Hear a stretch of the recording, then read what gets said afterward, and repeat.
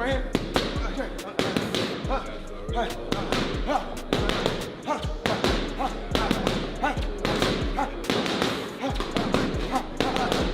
At 49, Floyd Mayweather appears in recent training footage moving with remarkable speed and controlled explosive energy during intense gym sessions. Slide and drop. Punch it, here we go. Drop. Walking. Pitch it. Six. Punch it. Pitch it.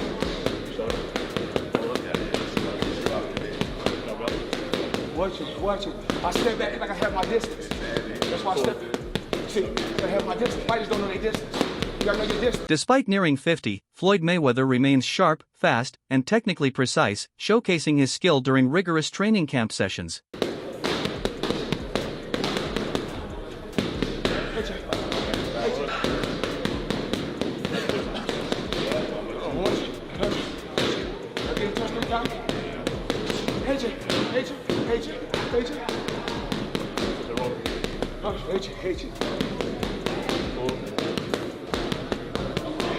To enhance speed and strengthen his legs, Floyd is frequently seen performing intense rope skipping exercises in training.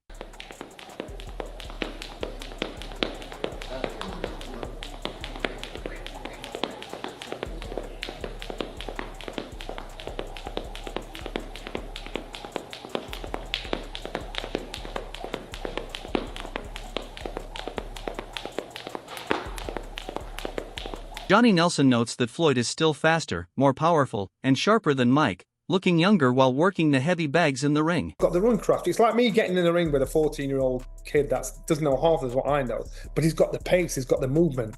And even though Floyd's 48, he'll still have more movement and pace than Mike. So then it's going to be, ooh, I want to get him. So to me, it's one of those you want to watch between your eyes. But when I heard, I thought, wow, really? But then you're going up against Floyd Mayweather. This guy was unbeaten as a fighter. He still physically has ring craft. He still physically can move about the ring and do what he has to do. I think for Mike Tyson, he's going to be very frustrated. He will want to lay a shot on him to get rid of him, but unfortunately, you slow down. Father Time gets the better of us all, and even though I think when it comes to a fan's favourite, I'm quite sure most of the fans would love to see Mike Tyson put Floyd in his place, and that's probably what will be the attraction as well. But you've got to remember, Mike Tyson's 59 years old. You've got to remember, Floyd Mayweather is still hitting the bag in the gym. He's still moving around. Tony Jeff points out that Floyd is taking on Mike largely for massive viewership, believing the exhibition will sell exceptionally well following Mike's fight with Jake Paul. Able to beat him. I mean, remember when Floyd fought Manny Pacquiao? Like, he waited until Manny got knocked spark out from Marquez, and then he was like, yeah, now's my time to fight him. I just don't believe that Floyd would have fought Mike Tyson if Mike Tyson didn't fight Jake Paul. But Floyd seen that Mike Tyson couldn't hardly walk to the ring. When he got to the ring, he couldn't move around. Jake Paul was running circles around him. And that being said, I'm a huge Mike Tyson fan, like huge. But we see what Floyd's doing here. He's like, yeah, I'm going to get in there with Mike Tyson, who couldn't do anything with Jake Paul. I'm going to get millions of dollars. Well, yeah, I'm up for that. But again, I don't blame Floyd Mayweather for doing this. In boxing, I always say, there's not much money in it for the regular people like me and you if you're a fighter. But for someone like Floyd Mayweather and Mike Tyson, they were earned absolutely. As both fighters are legendary figures, the main driving force behind this fight seems to be financial rather than legacy-oriented. Boxing guy. Mike Tyson is an icon. All right, Floyd Mayweather, that's debatable. But Floyd Mayweather, Manny Pacquiao, that's debate. I mean, by now they're probably icons.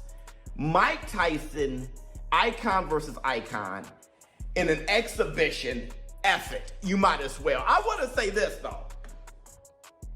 If you guys thought Mike Tyson was pulling punches against Jake Paul and that wasn't real, well, he ain't gonna pull no punches against Floyd. Like, that dude has shown that he hated. Remember his fake punch at Floyd?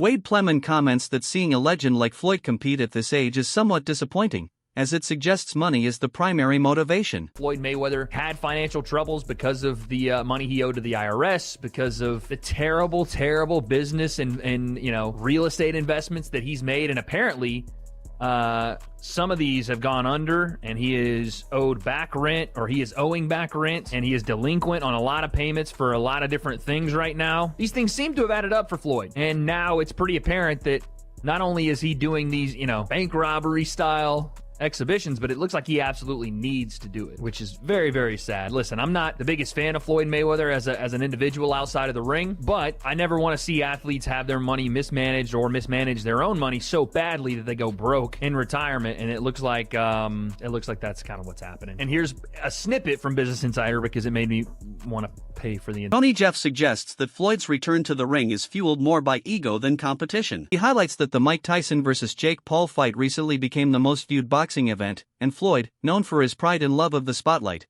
cannot tolerate being overshadowed. Jeff believes this desire to reclaim attention and set viewership records drives Floyd, demonstrating that his motivation is not purely about legacy but about proving his ongoing relevance and unmatched appeal in boxing. This return is aimed at both spectacle and record-breaking recognition. You, if you're a fighter, so we've got to make as much money as we can while we can, and then get out of the sport. But with these two, they're multi-millionaires. And I want to get into the tail of the tape and talk about exactly the records and all of that stuff with it. But first, I just want to say, I believe that these are doing this for different things. Mike Tyson is doing it purely for the money. Purely for the money. Floyd is doing it for the money as well. But also, I believe Floyd's doing it for that limelight. You've seen the numbers that Mike Tyson, Jake Paul got, and I think this is the most viewed fight of all time. Mike Tyson, Jake Paul. I might be wrong in saying that, but I'm sure it was. It was hosted on Netflix. And Floyd's been one in the past with his ego that he wants to just, be in that limelight all the time. And when you're not in the limelight all the time, you want to have that limelight. Floyd's got all of the money. Ariel Helwani discussed the uncertainties surrounding several high-profile boxing matchups. He noted that while figures like Carl Froch might view announcements as endorsements, the reality is more complex. Helwani emphasized that he is not organizing or financing these events and that details such as dates, venues, and rules remain unclear. Regarding Mike Tyson, he observed that interest in another exhibition is limited after Tyson's fight with Jake Paul. He explained that if a matchup had followed Tyson's bout with Roy Jones Jr., it could have been a blockbuster, but timing and public interest remain uncertain, especially as Tyson nears 60 and Mayweather has been out of the spotlight. Helwani also suggested that vague announcements might be strategic, intended to gauge public reaction or attract investors, highlighting the promotional and business complexities of boxing. Endorsement, look, man, I'm just working. It's a big opportunity to be on Netflix. I didn't put the fight together. I'm not paying these guys.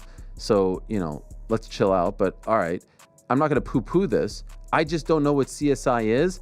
And the way it was presented made me think that there was a secondary press release to come, that they'll be involved in some sort of virtual boxing thing. It just didn't seem real.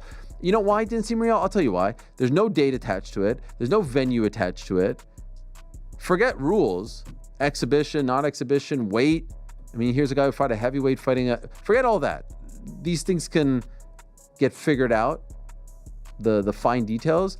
The fact that it was announced, why announce something with no date or location attached to it? Trying to get some investors or something like that. But maybe also testing the waters. If the response was overwhelmingly positive, maybe you go, okay, we move forward.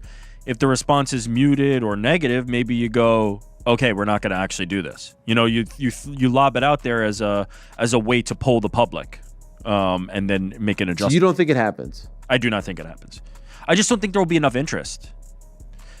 I know they have huge name value. There's zero, after the last performance by Mike Tyson against Jake Paul, I don't think there's going to be interest in seeing Mike Tyson do that again. I think if this match was made on the heels of Mike Tyson versus Roy Jones Jr., I think this would be blockbuster. I think